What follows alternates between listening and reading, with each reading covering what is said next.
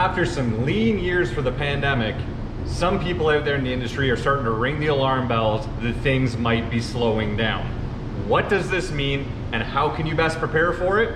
What's up everyone? Ian Sandusky from Lakewood Machine and Tool back here again for Practical Machinist. And today on Shop Talk, we're going to be diving into exactly that question. But before we do, make sure you like, subscribe, and turn on notifications below to make sure you never miss a video. Let's get into it.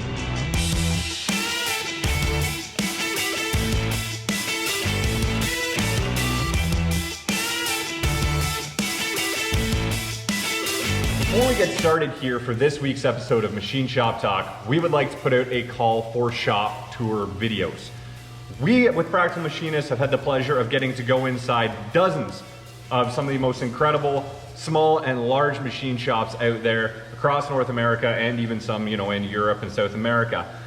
And this is an awesome way to get your shop featured, to help show off what you're doing in your shop, show off, your story, show off your capabilities. And most importantly, guys, this is absolutely free. If you're interested in shooting one of these for us, please send an email to info@practicalmachinist.com. This does not need to be some kind of huge production. Guys, I shot my shop tour on my iPhone. You can do that as well. So if you're interested, please get in touch at info@practicalmachinist.com. Let's get into this week's episode. Okay guys, so today on Shop Talk, we are diving back into the Practical Machinist forums. I've said it a million times before, but it is one of my favorite industry resources out there, mostly because it gives you such a very healthy cross-section of opinions across the industry. You've got guys on the West Coast, you got people on the East Coast, you got people in Canada, you got people overseas. You get a very healthy, varied set of opinions to be able to make some decisions and get some information from. So today we went on the shop management and ownership subforum, and a guy came on with a very simple and straightforward question, and that was, is it slowing down? This guy came on and he said a little bit more. He said, in his area, he's starting to see signs that things could be starting to slow down, that there's some signs of contraction. And he said, it usually comes from the guys who come to drop off material. You talk to the truck driver and they're saying, oh yeah, no, we got tons of stuff at the yard right now. If I was making 5 runs a day before, I'm doing 3 runs per day right now. To the fact that if he was ordering material, and for the last 2 years, any of you guys who order material know this, very, very hard to get. Well, in his area now, material's not so hard to get. And you add on to that, he said that he's getting calls from shops looking to subcontract work, or hey, do you have any work we can do, as opposed to, hey, I'm overloaded. It's all kind of signs to him, and it's a guy who sounded like he'd been in the industry for quite a while, that things are starting to slow down, at least in his area. So he came on and he wanted to know, in your area, are things looking like they're slowing down? The responses he got were quite varied, which was interesting. Some people were saying that they are still as busy as they have ever been. Like, can't hold a candle to it.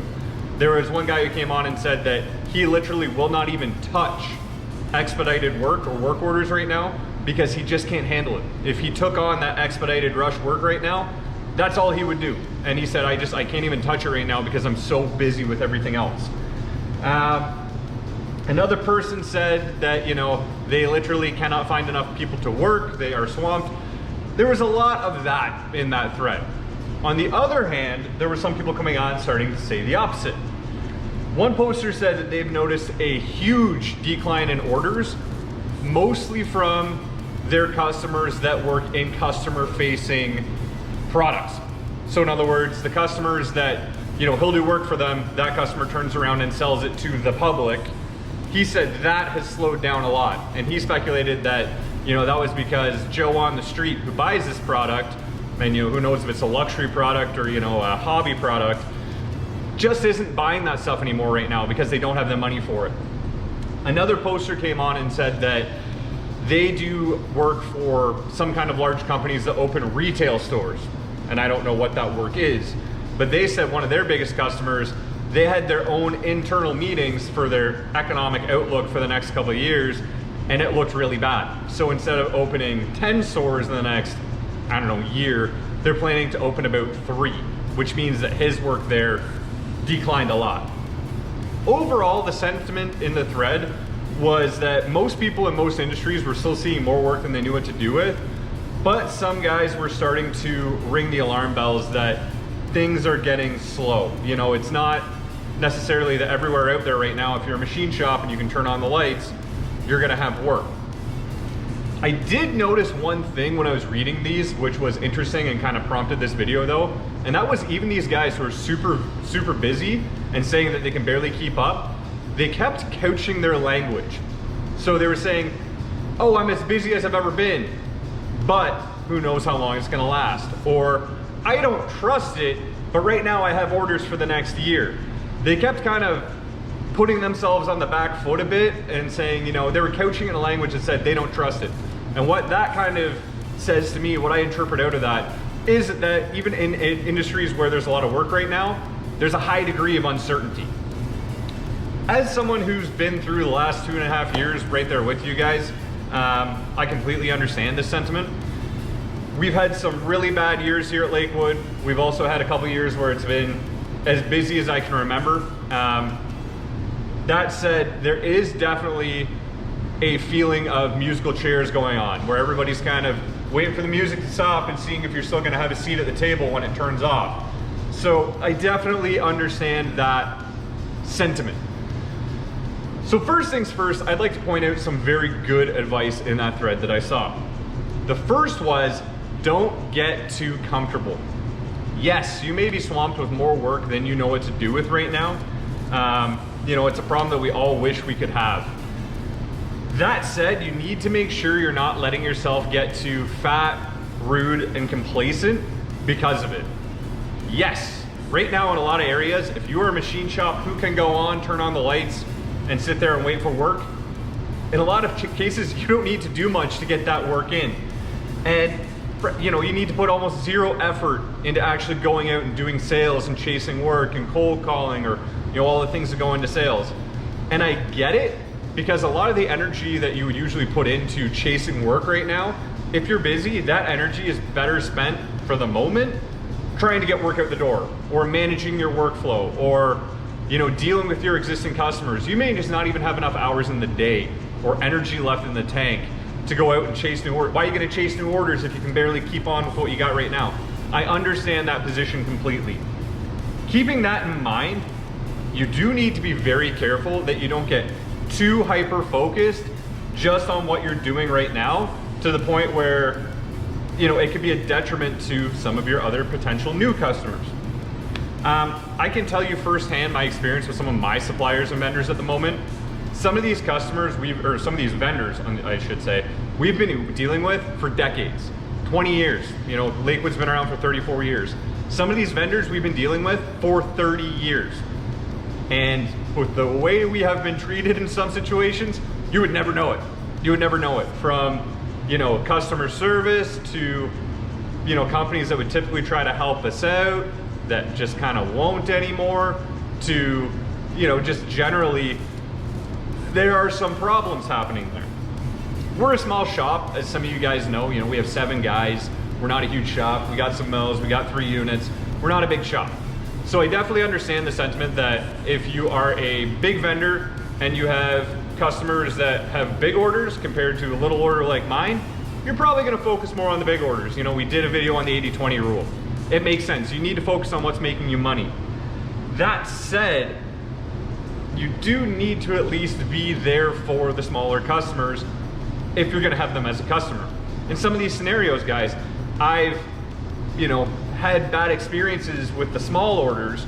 So now when the bigger orders are come, I'm going to my second or third vendor on my list I would usually choose for those big orders, because I don't trust some of these big vendors with the big orders right now, because they're letting the little orders drop. You know, the same thing goes for your machining business or your manufacturing business. If you're only hyper-focused on your big customers, the little customers, you may end up losing them. You may not, you know, be as receptive to new orders coming in the door and not get the opportunity to get another big customer. You know, we've said it before, some customers do this in orders and then go here. Other customers start here and go here. You need to be open to that at least. And the reason for that is if things do end up dropping off, as they may, those little customers may help you get through the rough times. I know here at Lakewood, when things really dropped off in 2020, some of my smallest customers basically helped keep the lights on. You know, a lot of the big customers that we had really been relying on and had got too comfortable with, they went like this. So all of a sudden, you know, instead of getting 10 orders a week or 100 orders a month or whatever it may be, we were getting 5 a month. So those little customers that, you know, if we had neglected and let drop off, now we would have had to go and find even more customers. So making sure that while in the good times you are keeping on top of your big customers, because you know you need to cater to the people who are paying your bills, you need to make sure that you're not getting too complacent and too comfortable, because you do need to have options in case things do drop off.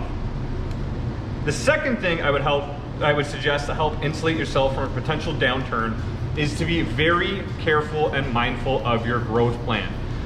We've talked about this in other videos, but even in good times, uncontrolled and, you know, growth for the sake of growth's sake can be extremely damaging and dangerous to your machining business.